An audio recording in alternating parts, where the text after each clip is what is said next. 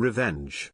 William and Kate strike back Sussexes as their vile behavior is harming Queen Kate, the Duchess of Cambridge and Prince William are launching a strike back after Prince Harry and Meghan Markle made the front cover of Time magazine, a royal expert has claimed. The Duke and Duchess of Sussex were recently honoured with the prestigious accolade of being named in Time magazine's illustrious list of the 100 most influential people in the world. Meghan and Harry said they were humbled to be featured in the publication as bold new images of the royal couple sent royal fans into a spin. But royal experts have suggested the new photos risk inflaming a PR battle between the Duke and Duchess of Sussex and their royal relations abroad as young members of the firm jostle for prime position.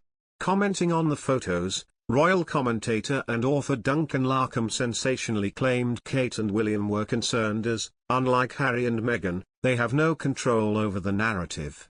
He said, Kate and William are in danger of being dragged into a transatlantic popularity contest. They will feel anxious over the cover and everything Harry and Meghan do as it always seems to reflect on them. And now commentator Daniela Elza has suggested the Duke and Duchess of Cambridge are staging a strike back with their charitable endeavours. She said, there is now something of a philanthropic land grab going on, with the royal house and the breakaway state of Sussex now both laying claim to similar ground. She added, Harry and Meghan face being forced into a protracted PR battle with the royal house. Prince Harry and Meghan Markle have allegedly disrespected Queen Elizabeth II by agreeing to do a cover shoot for Time magazine. The Duke and Duchess of Sussex were named by the publication as part of this year's 100 most influential people in the world. They graced the cover in what many thought to be a very edited photo and were also featured in a couple more pictures inside. The reactions to their title were varied. There were those who congratulated them while others were skeptical. But according to Eric Schiffer, chairman of Reputation Management Consultants, their cover photo can negatively affect the reputation of the British monarchy. Meghan and Harry landing a cover spot of Time magazine's 100 most influential people will be seen as a stab in the heart of the monarchy's reputation because of the greater implicit credibility it affords them and their previous claims against the crown, he told Newsweek. The strategy Harry's built is to outgun William and to be seen as the authentic prince on a global stage, and it's been beautifully executed. They're very disciplined at it, Schiffer continued, adding, the combination of the leaks and the framing of themselves in part as victims of certain behavior and on top of that connecting in such authentic ways with global Gen Z and millennial audiences and allowing them to actually feel what it's like to interact with a member of the royal family, that on a human level has been powerful. It was only in March that Prince Harry and Meghan Markle shocked the public with their claims against the crown in their interview with Oprah Winfrey. They had talked about racism happening in the palace when a senior royal allegedly raised concerns about how dark their son Archie's skin color would be before he was born. The former Suits star also shared that she had suicidal thoughts and asked the institution for help for her mental health. But they refused her as it would reportedly not look good on the institution. Suffice to say, their Time 100 cover came just 6 months since their explosive interview. As such, it was a surprise for some to see Prince Harry and Meghan Markle named as influential given their rift with the British royals. Royal biographer Angela Levin called it a great misjudgment of character on the part of the magazine because she thinks the couple does not make good examples of family values. Thomas Markle has every right to speak out against Meghan Markle, claims radio host Mike Parry, after the Duchess's estranged father conducts another exclusive interview. Thomas Markle's recent appearance on the Australian breakfast show Sunrise sparked a furious debate between two panellists on Jeremy Vine, with Mike Parry branding Meghan Markle disgraceful over her treatment of her father. The radio host defended the Duchess's father, who has spoken out against his daughter on a number of occasions. Meanwhile, journalist Aisha Hazarika branded the former lighting director toxic, over his media appearances. During the debate, Mike Parry claimed, he has criticized her and she deserves criticism for treating your father like that. She's pushed her father right out of her life because he doesn't fit her image. She wants to be the most cool and famous woman in the world, and she doesn't want this rather overweight guy, living in Mexico, her father, to be anywhere near her. I think it's disgraceful. Journalist Aisha Hazarika responded in defense of Meghan, saying, "His actions and the way he's reacted to this, also not just him, but her absolutely vile half-siblings as well, who are like coining in left, right and center.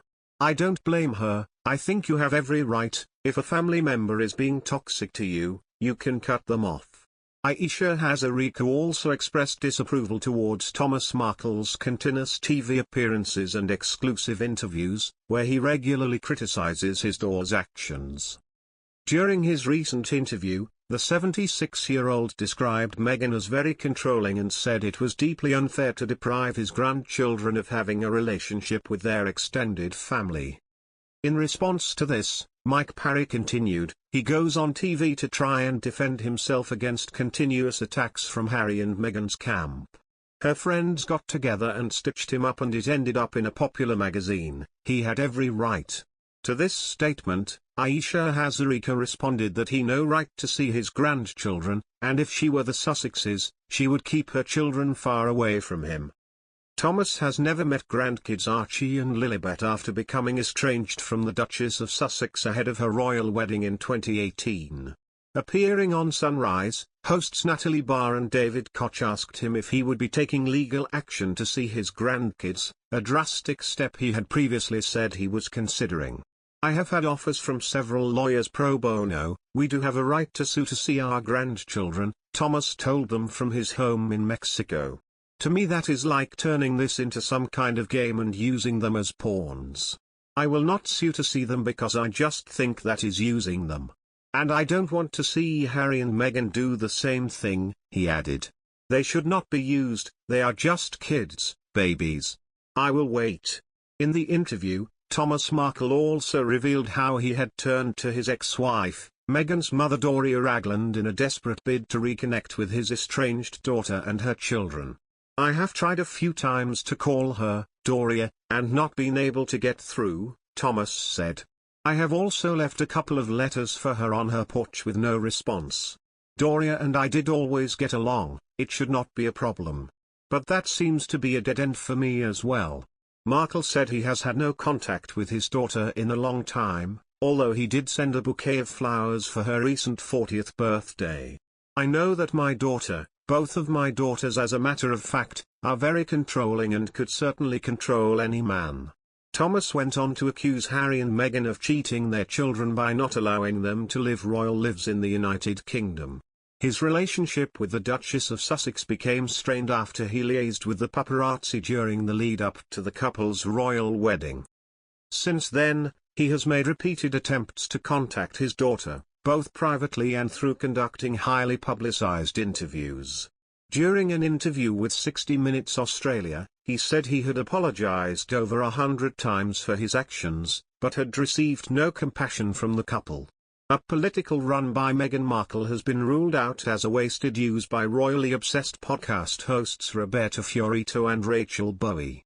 The royal watchers have argued that the Duchess and Prince Harry could find the red tape that comes with running for office gets in the way of the couple's many projects and media appearances. Meghan has been the subject of fierce speculation over a future political career in the United States. Ms. Bowie asked her co-host, would they ever run for office? "Do you think so? I know this always comes up." "I don't think so," replied Ms. Fiorito. "I think that would be like a wasted use. Because they would have so much red tape all the time for the things they could do. It would be like." "I don't think it would be," she continued. "But I don't know, I mean Vanity Fair has a whole article about it from the end of 2020. There is a lot of chatter about it always." Tea comes as the Duchess's future ambitions were discussed by royal commentators Kristen Meinzer and Tiwa Adebayo for a new Channel 5 documentary. On where Meghan may go next, Ms. Meinzer hinted the Duchess may be already be eyeing up a political run using her sizable personal brand. Ms. Adebayo told the Channel 5 documentary, "When it comes to her royal connections, I do think that we are already seeing that Meghan and Harry are almost bigger than the royal brand." Ms. Meinzer added, "We obviously know she has the Archewell Foundation, and they are trying to do good work through that. But will she eventually also tip the top into politics? They were left off Barack Obama's birthday party guest list earlier this month, a move which the royals won't get over, royal expert Angela Levin has claimed. Camilla Tominey, associate editor of The Telegraph, has claimed the Sussexes' interview with Oprah Winfrey has not gone down well with the former U.S. President and First Lady who always put family first. The host Mike Graham said, "Of course we know they don't really have any friends and the only friends they do have or that they count as friends are all the people who got invited to Barack Obama's 60th birthday party. But they didn't." Ms. Levin added, "That's right. I'm sure they haven't got over that and won't for many years." It comes as the Duke and Duchess of Sussex are set to have a busy period after the arrival of their second child as the Sussexes launch content for their Netflix and Spotify projects. Harry and Meghan signed multi-million-dollar contracts with Netflix and Spotify to create content for the platforms after leaving the royal family in March 2020. Royal commentator Omid Scobie has claimed after months of leave for the royal couple, they are getting ready for a busy period. He said royal fans will see why their move to the US was so important to them. Speaking to Good Morning America, Mr. Scobie said, "One of the lessons learned by the couple was it's okay to slow down. We saw them jump from one big project to the next, especially when they moved over to the US, but they're on parental leave at the moment, enjoying that important family time from home. But we are about to enter a very busy period for the couple when they do return to work. I think one of the biggest things that have changed since the original Finding Freedom came out is that Harry and Meghan have their own voices now. They can tell their stories as and when they want, how they want, and as we've heard, Harry plans to release his memoir next autumn. I'm sure we will get an even deeper insight into certain aspects of his life that only he knows. What was so important about writing Finding Freedom in the first place was being able to tell the story of two individuals who at the time weren't able to tell their story." His comments come after Harry made a surprise guest appearance at the GQ Awards on Wednesday night. The scientists who helped develop the Oxford/AstraZeneca vaccine have praised the Duke of Sussex's comments urging governments to inoculate poorer countries. Prince Harry was dubbed a real man by rapper Nicki Minaj for choosing wife Meghan Markle over the royal family, unearthed accounts reveal. Ms. Minaj was caught in a media whirlwind this week after she tweeted disinformation about the coronavirus side effects, notably that her cousin had become impotent because the jab had swollen his testicles. The tweet was retweeted 119,000 times and received 148,000 likes. Things escalated when Ms. Minaj's claim was mentioned to England's Chief Medical Officer Professor Chris Whitty, who said the rapper should be ashamed and that her tweet was clearly ridiculous. Boris Johnson added that he would rather receive coronavirus information from Dr. Nikki Cannoni, NHS England's Medical Director of Primary Care, than Ms. Minaj. The rapper soon responded to Professor Whitty on Twitter saying, "I love him even though I guess this was a diss." She then recorded a voice note for Mr. Johnson, where she pretended to be a British Oxford graduate and friend of former Prime Minister Margaret Thatcher. When the voice note was shared by editor Laura Quainsberg, the rapper called the journalist a jackass and signed off a retweet with "Go Away Dumbo." However, this was not the first time Ms. Minaj has waded into British current affairs. In February 2020, the rapper threw her support behind Harry after he and his wife Meghan took the unprecedented decision to step down from senior royal duties and move to California. She said, "Now I do want to get into something who thinks it's cool that the girl Meghan Markle left the UK with her husband? Kudos to Harry, because let me tell you something, and this is what I love about my husband real men always say a happy wife, a happy life. That's what real men say." Harry and Meghan's departure caused an alleged rift in the royal family that was reportedly widened by the couple's 2-hour CBS interview with Oprah Winfrey in March. Harry claimed he and Prince William were on different paths before stressing he loved his brother. The Duke of Sussex also told Oprah that he had felt let down by his father, Prince Charles, though again added, "I will always love him." Ms. Minaj said that she considered it attractive when men put their partner over everything, and said that was reflected in her relationship with husband Kenneth Petty. She said, "It's so attractive. Put your woman first, and make sure she's always comfortable and happy. And what happened to Princess Diana? We don't need a redo or a rerun. Everybody knows I love Princess Diana, and if you're being bullied in the media and you're sick of this ST and all you wanted was to marry the man that you loved, then by God yes, he should support you in getting the FK up out of there. The Duke and Duchess of Sussex featured on the cover of Time magazine this week as they were named among the world's 100 most influential people. On Monday, Harry also celebrated his 37th birthday. It was Harry's second birthday since the Sussexes left the royal family, and in celebration the Prince of Wales shared a touching photo of the pair on Clarence House's social media. Meanwhile, expert Robert Jobson called the Time 100 cover photo one of the weirdest he has ever seen and commented that the Duke and Duchess of Sussex looked very woke in the picture. The Duke and Duchess of Sussex made cover on the latest issue of Time magazine as they were selected as one of the top 100 most influential people in the world. The cover photo shows Meghan dressing in a white power suit and beaming with joy, and Harry, who is in a contrasting black outfit, placing his hands on his wife's shoulder. Royal author and ABC Royal contributor Robert Jobson shared his honest opinion and said it's one of the weirdest photographs he's ever seen. Donald Trump's senior advisor Jason Miller is telling Meghan Markle to start respecting Queen Elizabeth II just days after Time magazine named her as one of the most influential persons in the world. The political advisor thinks that the Duchess of Sussex should have more respect for the institution of the royals. He said, "I think that when you marry into the royal family there's a certain sense of decorum that I think that you're signing up for, that you need to check some of your thoughts and ambitions at the door." He believes that the number one rule of being a royal is don't disrespect the Queen, and added, "I think that when you have the Queen you have to be respectful of the Queen." Miller, CEO of free speech social media network Getra, thinks that Meghan Markle is trying to put her reputation above the British monarchy even though she is married to Prince Harry. This is probably why she does not fully have the support of the public, because she is trying to push and fight for her own interests. I think when you position yourself in a way that is elevating your own interests above the family's or the crown's, then it seems that that's probably not going to meet a receptive audience, he noted. Miller's observations on the former Suits star comes after she and Prince Harry made it to the front cover of Time 100 as one of this year's most influential people in the world. Even the glossy photo did not escape criticism from those who found their appearance heavily airbrushed.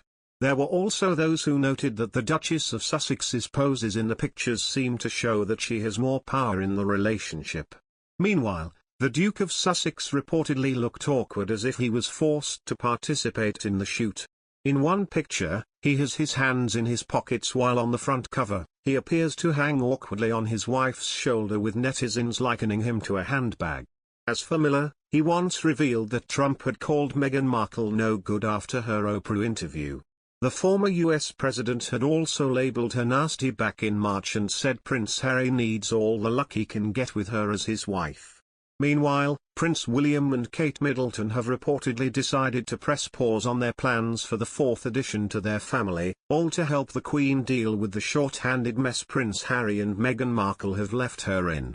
This news has been brought to light by royal expert and commentator Nick Bullen, and during his interview he was quoted saying, "I think the depths of the sadness and split between the two brothers is incredibly deep and incredibly raw, and I think it's going to take a lot to get the two of them back together. I think at the moment William and Kate are focusing on their work, focusing on the children, focusing on supporting the Queen. I don't know, but I don't think they spend a lot of time thinking about the Harry and Meghan situation."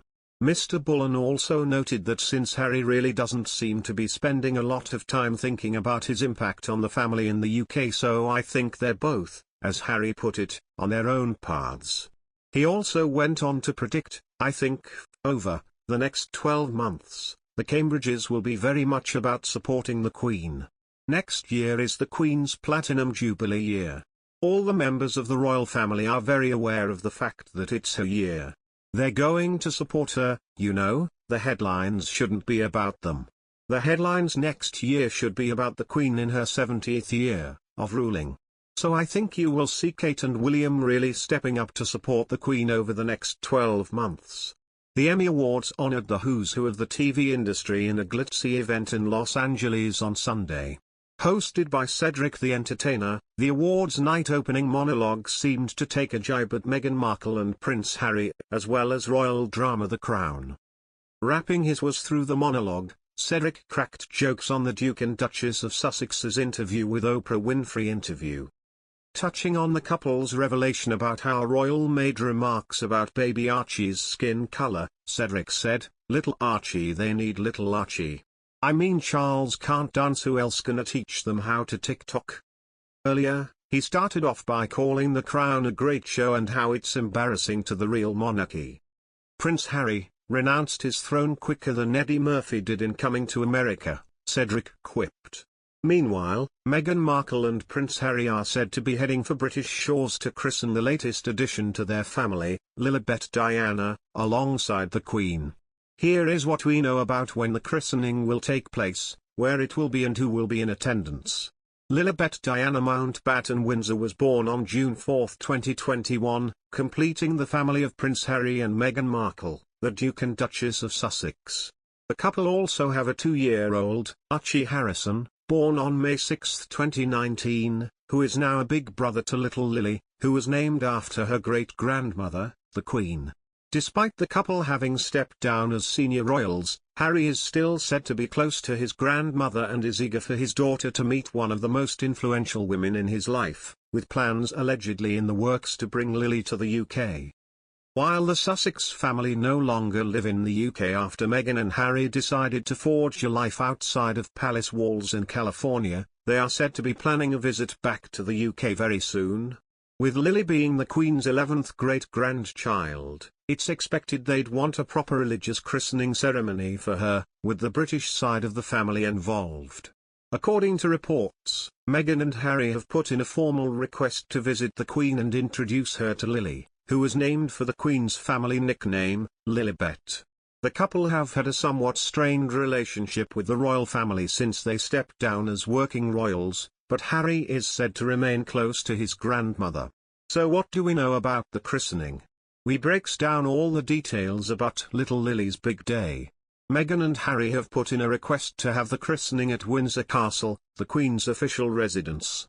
Windsor Castle is a special place for the Duke and Duchess as they were married in St. George's Chapel, which is located on the grounds of the Queen's second home. The date of the christening is yet to be determined, and will likely be impacted by COVID travel rules. The US is currently on the amber list for travel to the UK, but Meghan and Harry are said to have offered to do what needs to be done to visit the Queen. However, we can look back to Archie's christening as guidance.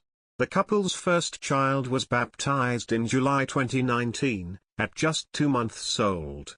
Lily was born in June this year, so she's already 3 months old, meaning the ceremony could be imminent. Still just a few months old, the difficulty of getting round the travel restrictions may prove to be too much to navigate with a young child, so the family may remain in the US after all. The Sussexes have yet to give us a glimpse of their sweet little girl, so it's highly likely this will be held behind closed doors, just as Archie's was. As for the rest of the details, we can expect much of the event will be in private, considering the couple haven't even released a single photograph of their 4-month-old. Prince Harry and Meghan Markle have suffered a dramatic drop in their popularity in the US, according to a royal expert, as Americans begin to turn on the Sussexes. Americans are starting to turn on Harry and Meghan, according to royal expert Kinsey Schofield. Speaking to GB News, Ms. Schofield said that popularity for Harry and Meghan peaked after their bombshell interview with Oprah Winfrey earlier this year. However, she noted that the Duke and Duchess have seen their popularity drop in a dramatic way in the months since. Ms. Schofield explained, "They are causing a lot of trouble, not only over there but over here too." After the Oprah interview, support for the Duke and Duchess of Sussex was huge. But, I will say over the last few months people are starting to see that not all of those accusations were correct. Some of them were arguably dishonest, and I think their popularity is waning in a dramatic way. The royal expert said that the divide among Americans came down to age and demographics. She added, "Younger people still clamor to them. It is the older people, those who are aware of the history and understand tradition. They can see perhaps that the Duke and Duchess may not have the best intentions when it comes to the royal family. This echoes similar remarks last week from GB News host Nigel Farage, who claimed that the couple's honeymoon period in the US was over. The GB News presenter said the Duke and Duchess of Sussex had the advantage of being able to tell their side of the story first after moving across the pond.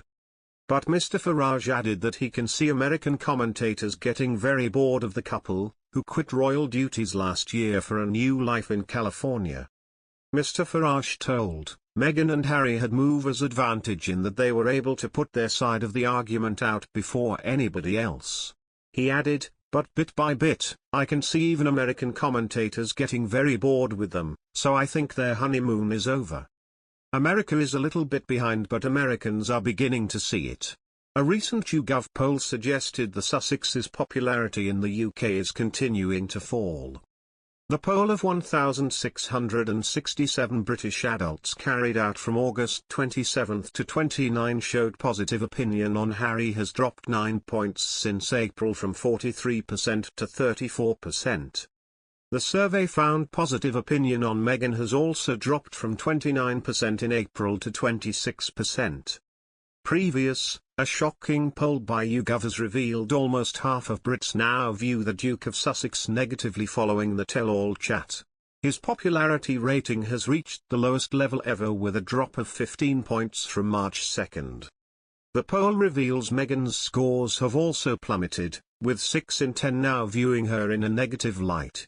Meghan still has the support of younger Brits though, with 55% of 18 to 24-year-olds liking the former actress compared to 83% of those aged over 65 who dislike her. The poll also reveals the sensational events this week have not impacted on the popularity of the other royals, except Prince Charles. 2 in 5 now have a negative impression of Harry's dad. The Queen remains the most popular royal, with 4 in 5 favouring Her Majesty and just 14% of Brits disliking her.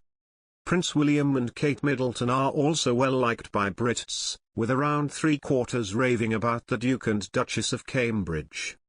A separate poll on 1,672 Brits show 2/3 still feel we should have a monarchy, but 1/4 feel an elected head of state would be better. The results come just days after Meghan and Harry made a string of bombshell claims in their Oprah chat. The interview was first aired in the US, in the early hours of Monday morning in the UK. Meghan, 39, claimed Archie wasn't made a prince after concerns and conversations about how dark his skin would be when he was born. She also revealed she had felt suicidal and didn't want to be alive anymore after joining the royals. Meghan Markle needs to start respecting the Queen, Donald Trump's former advisor has said. Mr. Trump's former senior advisor Jason Miller claimed that when you are a member of the royal family you need to check some of your thoughts and ambitions at the door. He added, "Number one rule of being a royal is don't disrespect the Queen." Of the Duchess of Sussex, Mr. Miller told The Sun, "I think she should have more respect for the institution of the royals, and I think that when you marry into the royal family there's a certain sense of decorum that I think that you're signing up for, that you need to check some of your thoughts and ambitions at the door. I think that when you have the Queen you have to be respectful of the Queen." Meghan and Prince Harry quit royal duties last year for a new life in America. The Duke and Duchess of Sussex hit out at the royals in their controversial Oprah Winfrey interview in March. The royal couple failed to inform the monarch of their plans before revealing they'll chat to the American chat show host. And she only learned of it when US TV network CBS hurriedly issued a statement on Monday, after a producer working for Ms. Winfrey mistakenly alerted ITV of the plans. News of the big interview emerged after the couple announced Meghan's third pregnancy, and days before Buckingham Palace confirmed the pair will never return as senior royals. Members of the royal family usually run potential TV interview opportunities past the Queen in advance. However, it's claimed Harry kept the deal secret. The couple are now living in California with their 2 children Archie and Lily. The Queen was not asked but informed by Prince Harry and Meghan Markle that they were naming their baby Lilibet, a royal expert says. Giles Brandreth joined a heated debate on Good Morning Britain after the Duke and Duchess of Sussex hit back at a palace source who claimed they didn't ask Her Majesty permission to use her childhood nickname.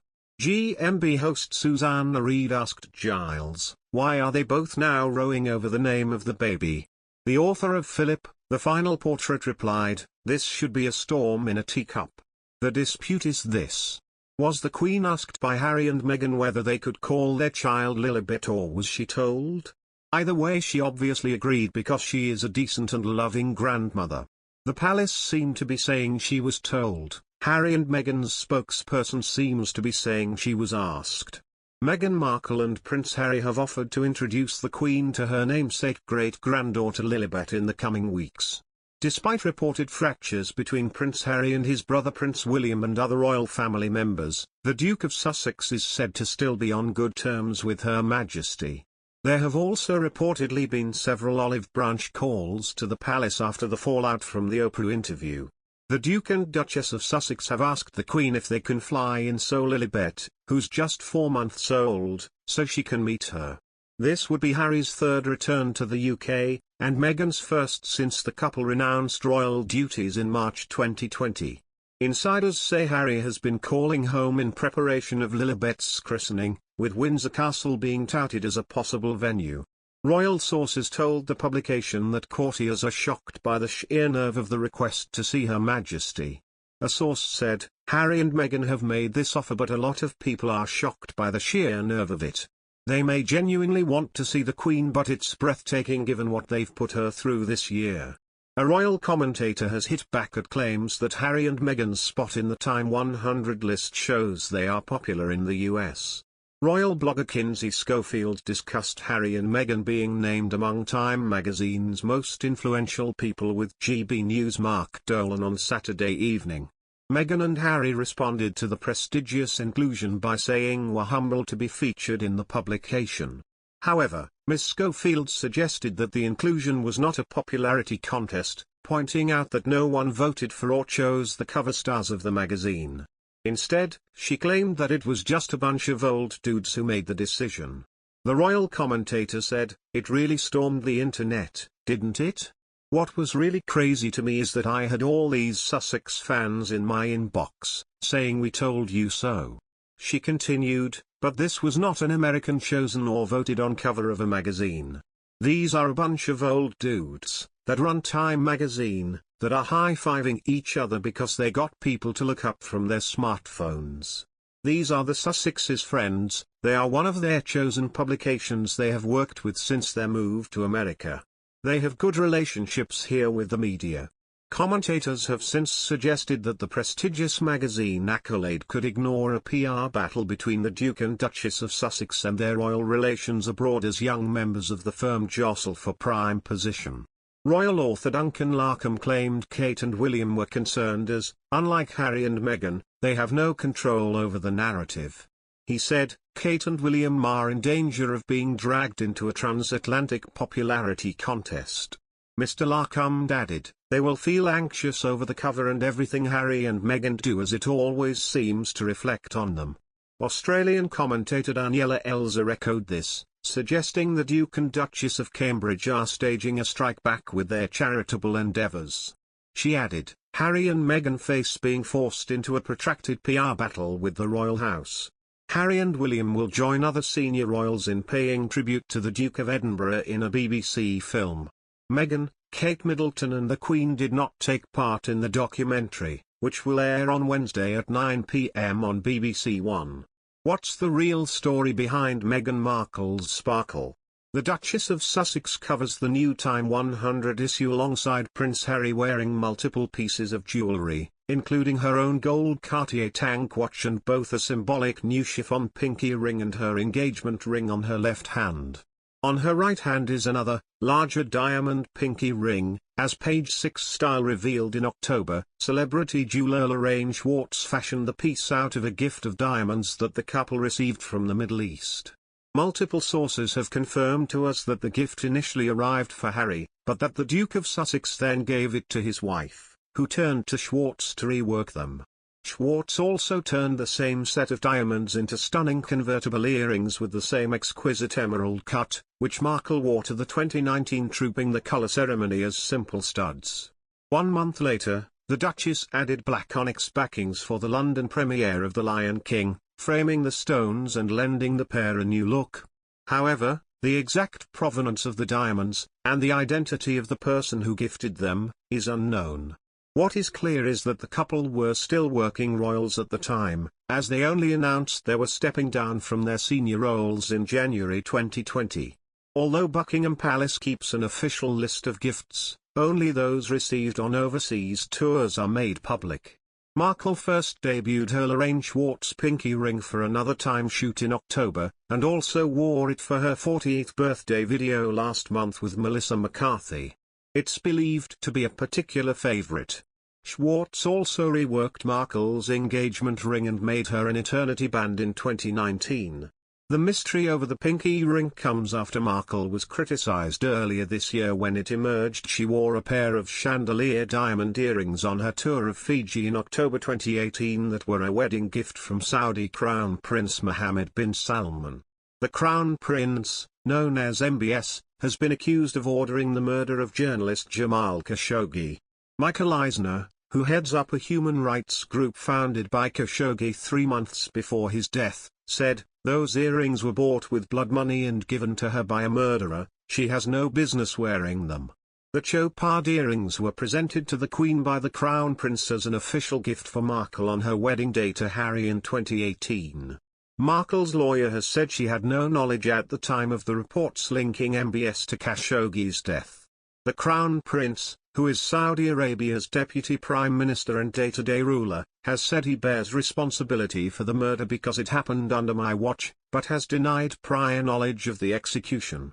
The Dawn human rights group, run by Eisner and Hatice Cengiz, Khashoggi's fiancée, last year filed a lawsuit against MBS and 20 alleged co-conspirators in a U.S. court.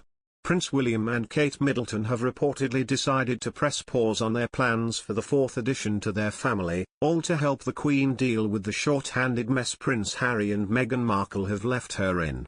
Nick Bullen, the co-founder of True Royalty TV, dismissed rumours about Kate, the Duchess of Cambridge, being pregnant, as he said the Duchess and Prince William are not looking to add to their family anymore but instead looking to support the Queen over the next 12 months. He stressed how Her Majesty's Platinum Jubilee in 2022 will mean it is vital all the headlines are about Queen Elizabeth and not focused on other members of the royal family as the Cambridges look to prioritise work. Mr. Bullen stressed he was not privy to any information about Kate's pregnancy but was certain a new baby was not in the plans for the royal couple.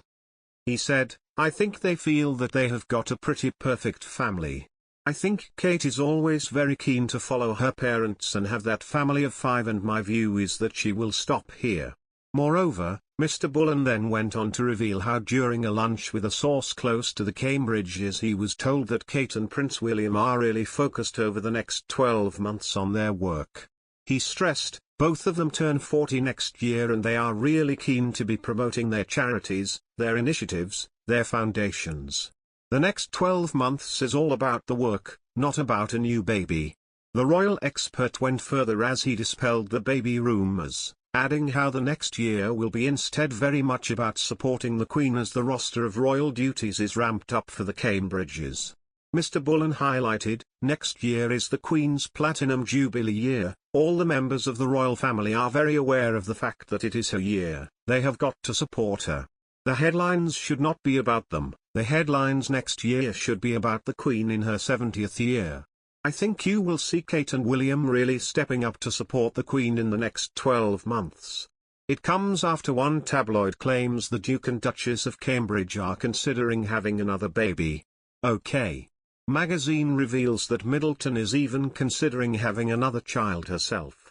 The buzz is Kate and William are considering a 4th child, says the insider. There's some anxiety because Kate suffered from severe morning sickness during her previous pregnancies, but they would love to have another girl. They may just go for it. However, dispelling the rumors of her prolonged absence from royal family duties and speculation around a fourth baby, the Mirror's royal editor Russell Myers stressed Kate's absence was normal behavior over the summer months. He told Australia's Today Show, "I think that the Duchess isn't pregnant. I think that some people have been asking the question of where has Kate been? But where the truth really lies is they have been on holiday. There is normally an agreement between the press and the royals of if they are on holiday the kids don't get followed around. The photographers leave them alone during the holidays." It comes as Yahoo reported that Prince William has officially returned to work after taking some time off during the summer to spend time with his family. While on Wednesday the Duchess of Cambridge appeared at her first outing in months at RAF Brize Norton where she met those who assisted in the evacuation of Afghanistan. Prince Harry is reported that he is loving life without his wife, Meghan Markle. One tabloid claims Harry is enjoying his freedom and finally living life to its fullest. Last week, WHO reports Prince Harry and Meghan Markle aren't as joined at the hip as they once were. According to the report, Harry is getting his first taste of freedom since moving to LA, and loving it. Harry traveled to Colorado for a charity polo match last month, leaving Markle at home to care for their children.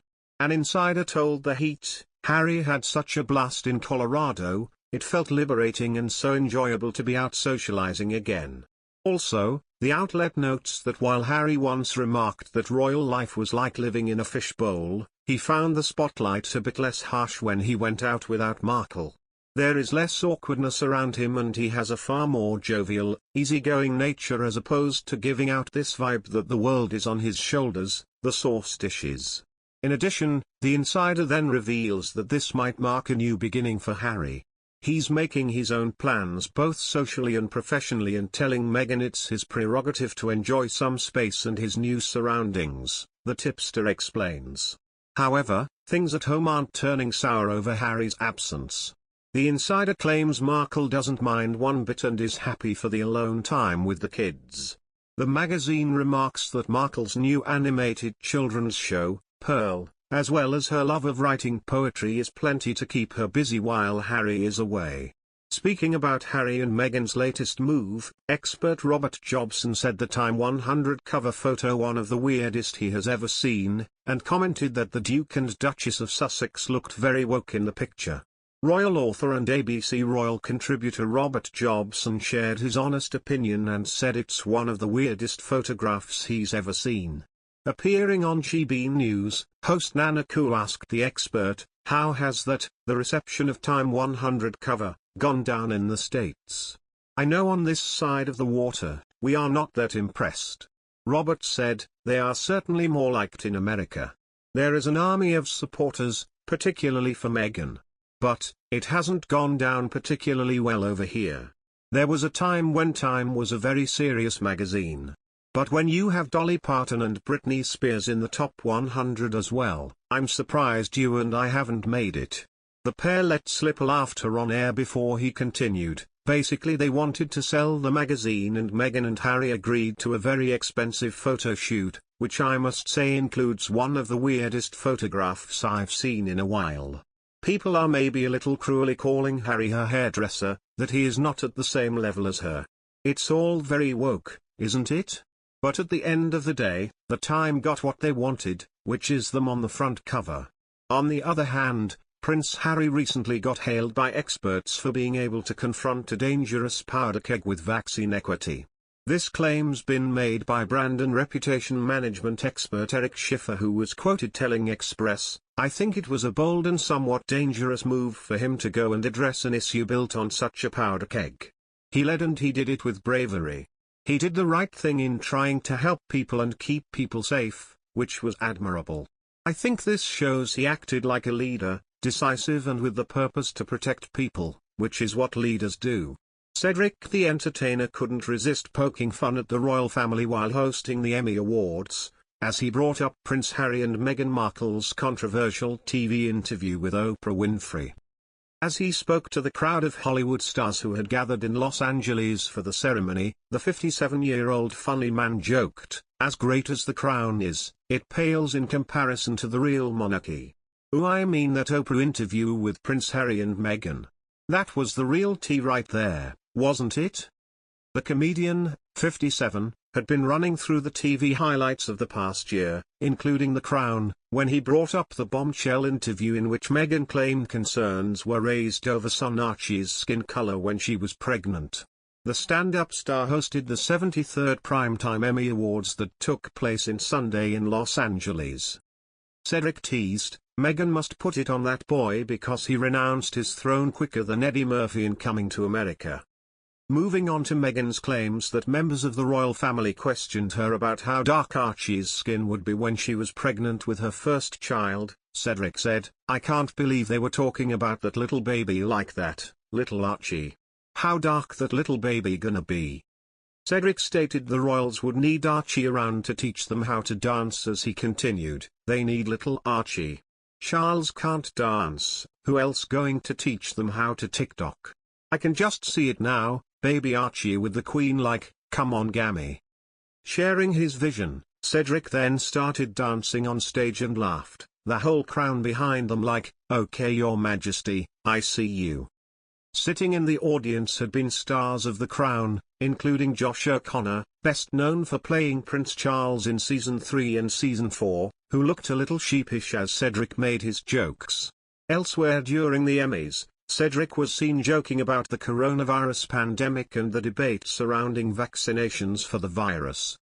This year's awards ceremony was held at LA Live with a reduced audience capacity and it was required guests had to be vaccinated in order to attend.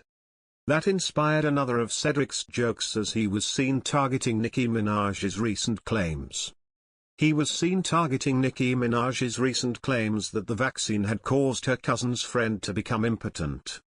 The rapper was seen telling fans to think twice about getting vaccinated, after she revealed she couldn't attend the Met Gala in New York because she hadn't been jabbed. Sharing her concerns about the vaccine, Nicki tweeted, my cousin in Trinidad won't get the vaccine cause his friend got it and became impotent. His testicles became swollen. His friend was weeks away from getting married, now the girl called off the wedding. Using her tweet as material for his monologue, Cedric joked, we had to get vaxxed to come here. I did not have a reaction like Nicki Minaj's cousin, I got Pfizer, that's the Neiman Marcus of vaccines. Moderna is Macy's. And Johnson & Johnson is TJ Maxx. Harry and Meghan's Oprah interview aired in March on CBS over in the US and on ITV in the UK. Following its airing, the palace responded to claims made by the Duke and Duchess of Sussex, with a statement being released on behalf of the Queen. It read, the whole family is saddened to learn the full extent of how challenging the last few years have been for Harry and Meghan.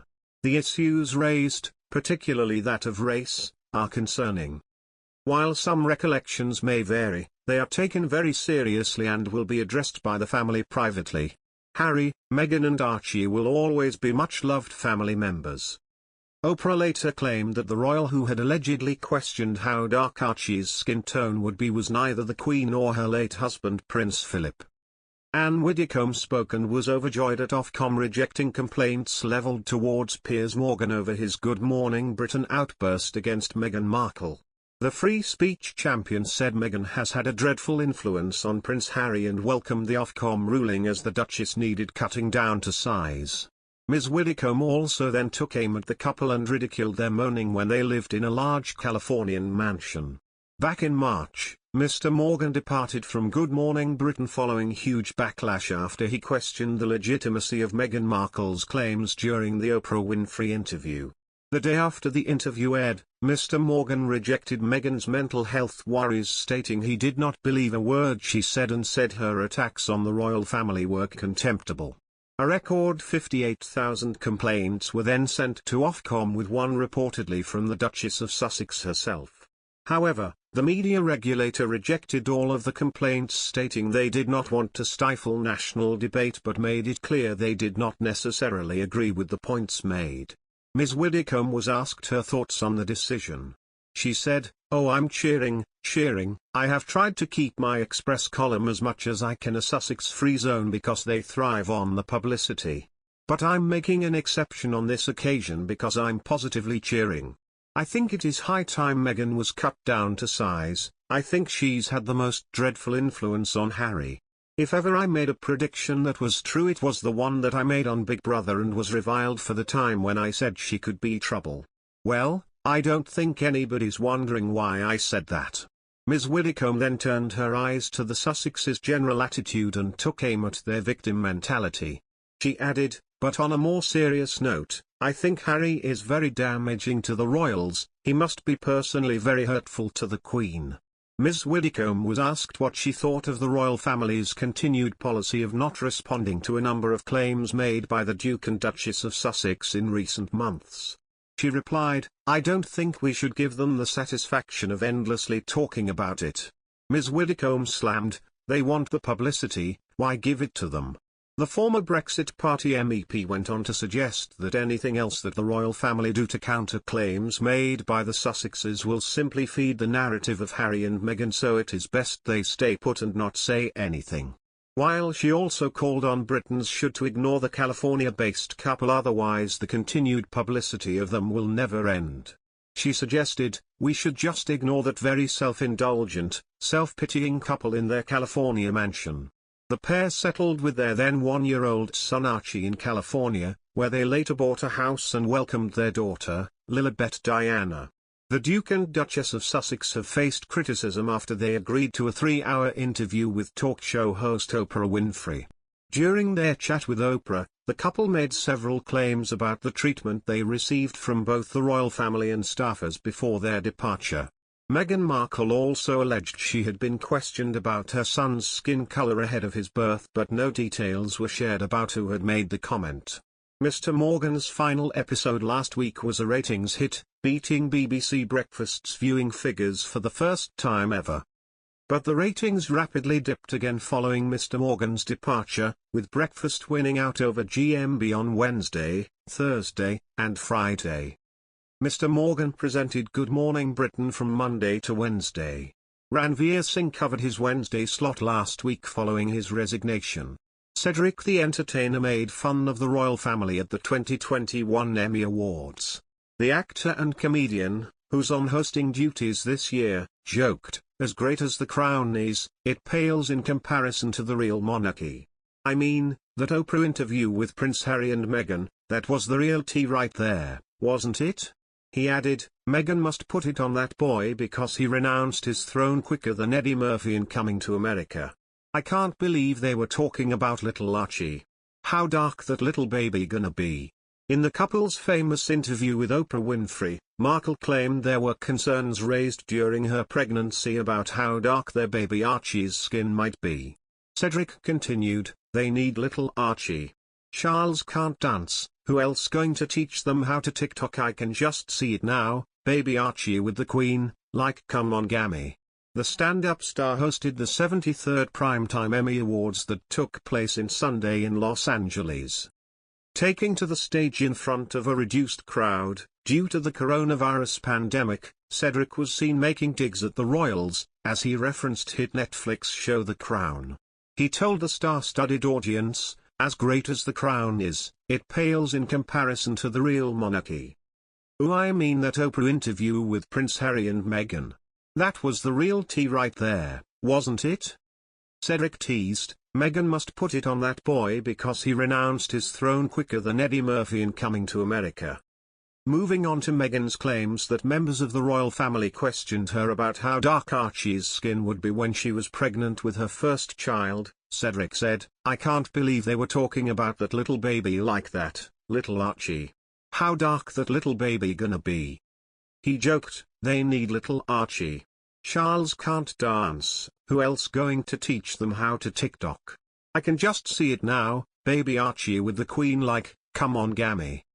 Sharing his vision, Cedric then started dancing on stage and laughed, the whole crown behind them like, okay your majesty, I see you. Sitting in the audience had been stars of The Crown, including Josh O'Connor, best known for playing Prince Charles in Season 3 and Season 4, who looked a little sheepish as Cedric made his jokes.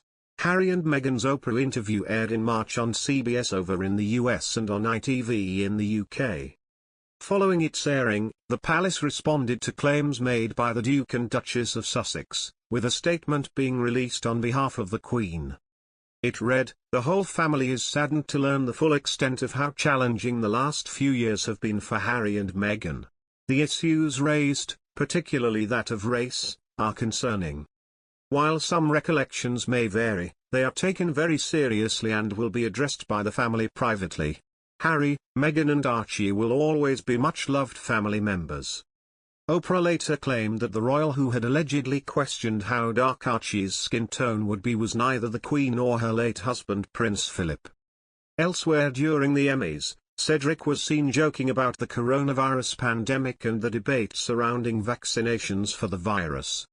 This year's awards ceremony was held at LA Live with a reduced audience capacity, and it was required guests had to be vaccinated in order to attend. That inspired another of Cedric's jokes as he was seen targeting Nicki Minaj's recent claims.